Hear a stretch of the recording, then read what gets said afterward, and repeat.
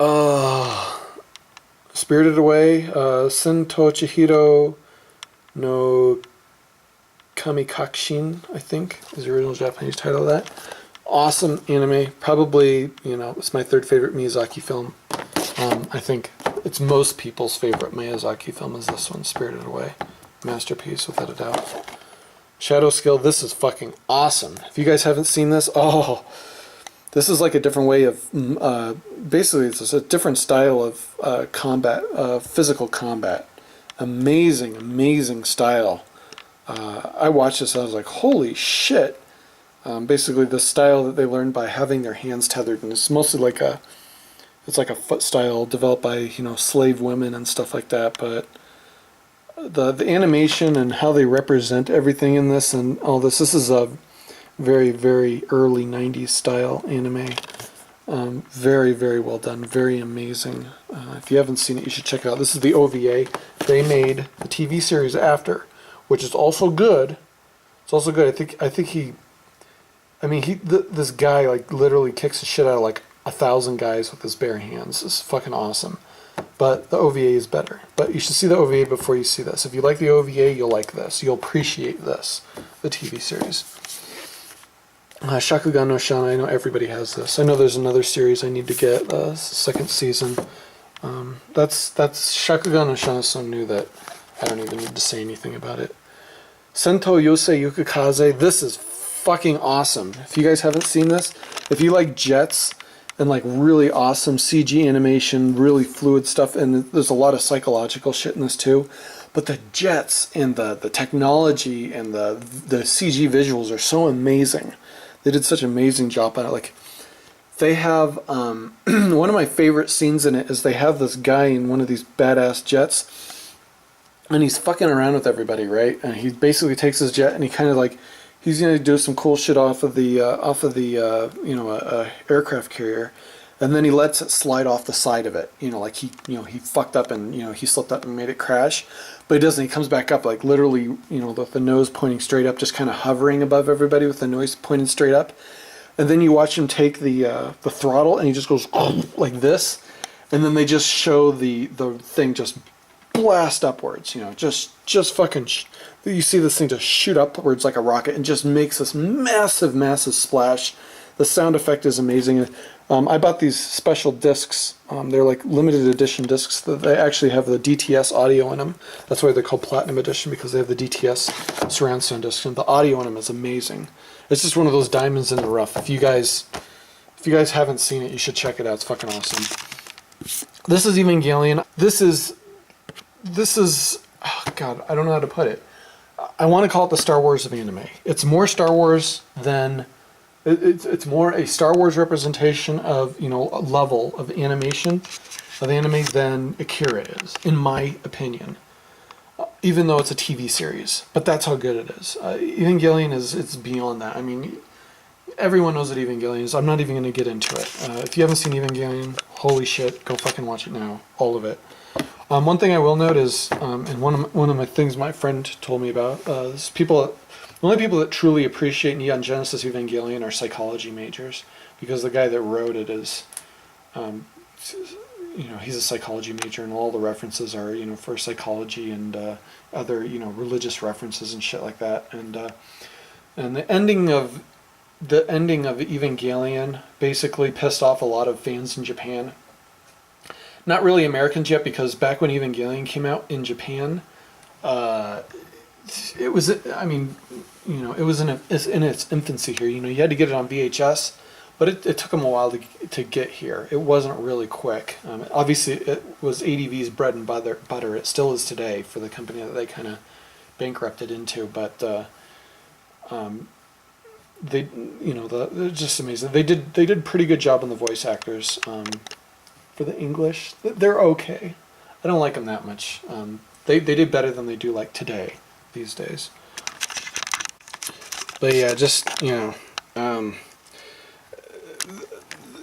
because the end of this series basically ends with just some psychological shit. That's it. It just ends with weird psychology. Nothing really crazy happens, and the fans are all pissed off, because the fans that don't understand the fans that don't understand psychology, they got all butthurt because they they liked all the visual stuff. They liked all the robots and the explosions and all that stuff. They weren't really focusing on the characters and stuff. Honestly, in my opinion, this is the proper end of Evangelion. Is the end of this TV series. That was the proper way to end it. I like how they did it. But the fans got pissed off and they sent death threats to Gainax because it was a Star Wars. It's amazing. The fan reaction to Evangelion is amazing. Evangelion is probably the pinnacle anime that Japan has ever created, probably. I know it's a TV series, but I will always think of it as the Star Wars of anime, without a doubt. There's no doubt in my mind. It's technically more intelligent than Star Wars, without a doubt. It's more intelligent than Star Wars. But, there's lots of different people most people that enjoy Evangelion, they enjoy the robots and they enjoy the explosions and they enjoy, it's kind of like why you go see Transformers. That's what they like about it. And that's what they wanted to see more of, because Gainax has a way with animation. Gainax's animation is just amazing when they do all this crazy overkill shit. And Neon Genesis Evangelion is pure overkill, epic, over the top, just incredible shit, incredible concepts. Just, I've never seen anyone, Ra Zephon is the only one that kind of tried to do something similar, but it's just amazing. So what they ended up doing is, because of all of the threats and shit, Gainax had to do something so that they could keep the fan base and not piss them off forever, because if they just left it at that forever, that'd be it. Because basically they created something that was eternal, and it'd be impossible to do better than it or make more of it. You can't make a second season of Neon Genesis Evangelion. It's impossible. So they had to end it, but they also had to make all their stupid fans happy. So basically Death and Rebirth is kind of like they had to come up with something like right now to appease the fans. So basically this was just kind of a retelling of the original Evangelion, and then Rebirth was kind of like, the first part of the end of Evangelion movie for the most part. Just it's like a quick teaser of what they had done so far. I remember when this came out, and this pissed off a lot of people too, because people were just like, you better not fuck up and all this kind of stuff. And this is Japan talking, not America. You have to understand, when this was all happening, America was just getting these by the time that they were already starting on these. So America didn't even understand, this shit was already done by the time America had even finished having Evangelion released. So that's basically what this movie was. It's a fan appeaser. And then End of Evangelion is basically, in my opinion, it's a big fuck you, basically. Because they wanted it to end, they wanted more Evangelion, all the fans wanted more Evangelion stuff and more angels and more crazy shit. And in the end, they basically said, we ended it the way we wanted to, the way the story person, and you guys didn't like it. So we're going to end it the way, we're going to end it with, all the explosions and shit you want. But on top of that, we're going to kill everybody and leave the end of the movie in a really fucked up, useless situation that'll just piss you off, as a big fuck you. And that's what it was. And that, and that's cool. That's fine by me, because it's pretty funny, but whatever. It's still good. End of Evangelion isn't bad at all. It's an amazing movie, but I can tell why they did it. I can tell why they did that kind of shit. And all you guys can bring comments and say, you can put in comments and say that, oh, that's not true, that's bullshit, and that's fine, but I'm giving you my viewpoints and my views on what I saw during that period when it was happening, and that's my opinion. Anyway, Evangelion, the 1.1 and 2.2, I'm not really going to get into these. These are basically, they reanimated the whole fucking thing. They, reconceptualizing the Evangelion Q comes out end of this year, supposedly, I think in November or something, in theaters in Japan. This is the most amazing Japanese animation I've ever seen. Both of these, it's just unbelievable. They're spending so much time on them. I've never seen anyone put so much time into it. They put time into OVAs. It took like 2 years to release Macross Zero. But this is unbelievable. The amount of work and time they're putting into these. It's taking like 3 years between releases and shit like that. It's just crazy. I mean, they're putting insane amounts of work into all of these, but it'd be kind of crazy to watch these back to back, and once they're all released. I don't know. I'm assuming the next volume is going to be the last chapter. Maybe, I don't know. We'll see. We'll see. I like what they're doing so far. It's pretty damn awesome, and they're explaining more of the psychology that, like, basically they hinted at all the psychology and symbolism in this. The tree of Sephiroth and all that kind of shit. They fuck around with it and they kind of point at this and that in here, but in these they're better because they're linking them all together, and they're making it so that everyone else doesn't have to go do a research report just to figure out what everything means and stuff. They're laying it out in a more friendly manner. It's more like basically it feels like that. Like that movie was not hard to follow at all. That movie, they were holding your hand and they're explaining everything as they were going along the entire time, so you understood what was going on. I feel like they're doing the same thing with these re-release movies, with these Evangelion movies. I feel like they're doing the exact same thing.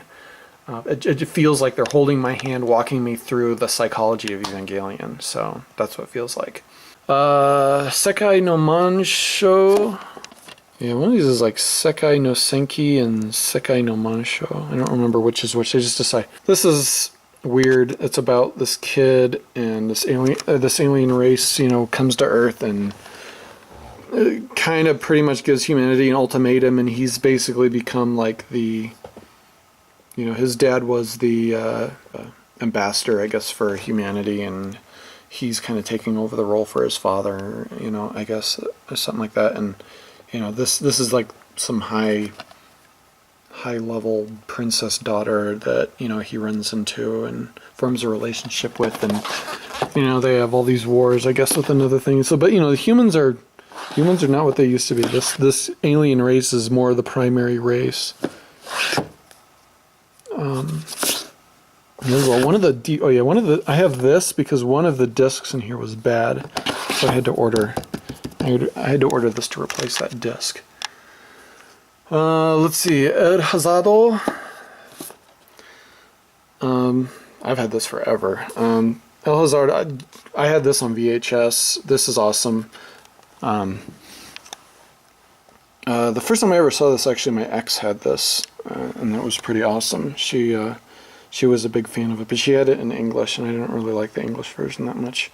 So I got this when it finally came out on DVD. I got that, and that was awesome, dude. When Pioneer first released this shit was expensive. I mean, even these Fushigi Yugi things, like Pioneer, when they were under the Pioneer thing, like this is under Genion, but this was under just Pioneer. Before they pulled Genion into stuff, I mean, these Pioneer branded only sets were expensive. I mean, we're talking like Japanese level expensive. Like this thing, I think went for a minimum of like $150 to $200, and you had to buy 2 of them or something like that. I mean, it was just crazy. These were freaking expensive back then.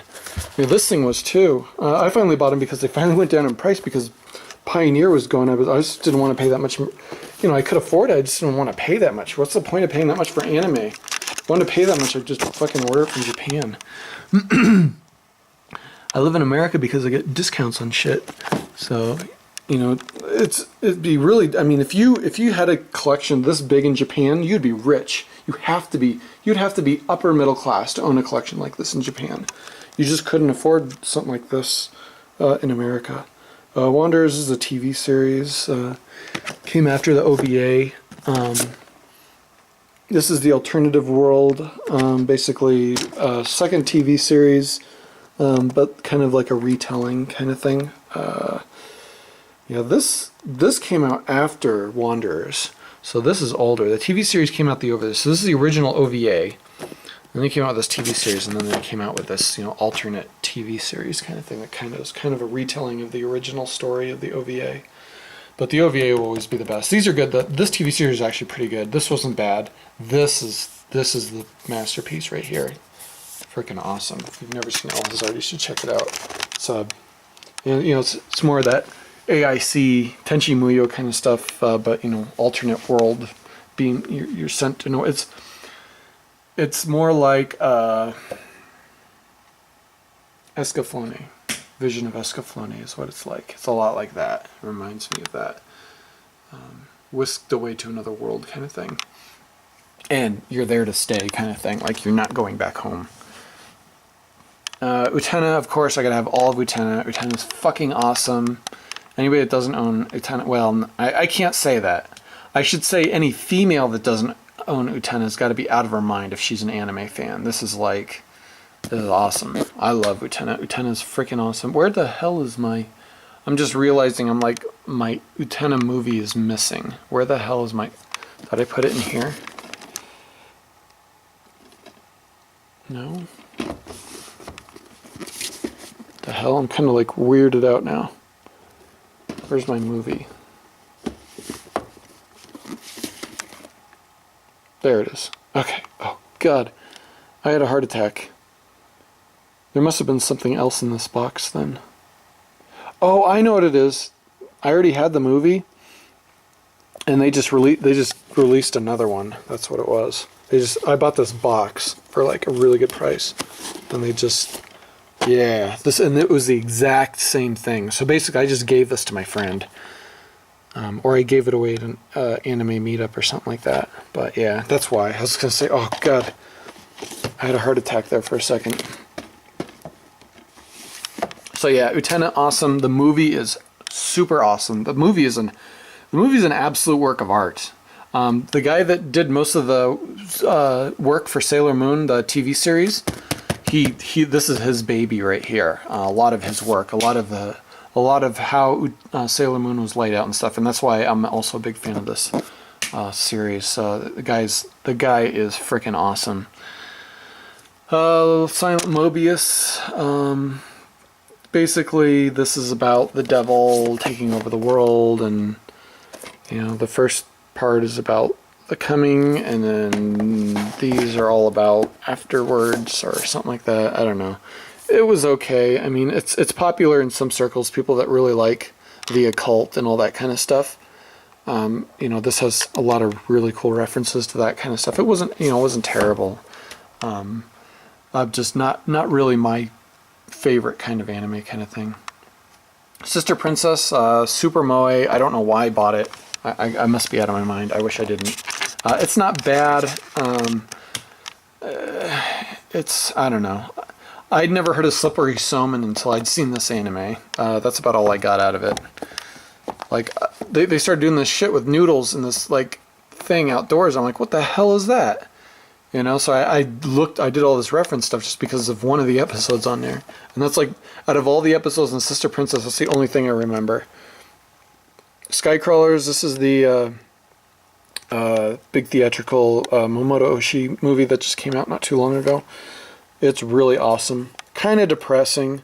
It's like a depressing version of Area 88. It's a lot. Like, the concept feels like Area 88, because this is about basically people that are basically kind of forced to fight a war that they don't want to. And basically they have to earn their way out of it, and this is kind of the same thing, but you can't really earn your way out of this. It's like this one's based more on there's two factions. The world's crawled down into two factions, and then they have dog fights to appease the nations and keep them from warring each other or something like that. So yeah, I don't know all the like hardcore details about it, but I've seen it twice. It's a really good movie. It really is. But it's I don't want to say it's really depressing. It's like semi-depressing. It's very, it's kind of tough. It's kind of a tough movie to watch because it's the characters aren't in a happy situation at all. There's nothing really happy about it. It's hard to find happy situations, Even sex doesn't seem very happy in it. It's just kind of weird. But it's good. It's Momoto Oshii. Momoto Oshii makes shit like that. Slayers, this is all the Slayers. Slayers is my second favorite anime series, anime anything of all time. I love Slayers. I owned all this on VHS. Well, not this stuff, but I owned all these on VHS. I owned all the VHS of Slayers. They were really expensive back then. I've since given them all away because I'm really nice. I should have sold them, but in my opinion, VHS had no future whatsoever, whereas something digital did. So yeah, you know, if and when I start really replacing stuff on Blu-ray, which you can tell I already have, like, I mean, some of these I've bought like literally weeks apart. You know, I'll sell, you know, I'll sell these, you know, put these up on eBay or whatever, and you know, start selling stuff like this, and then, you know, start replacing everything with Blu-ray maybe. I don't know if I want to, because honestly it doesn't look that much better. Like, well, Revolution are due, obviously, because, you know, they were made during the Blu-ray era, you know.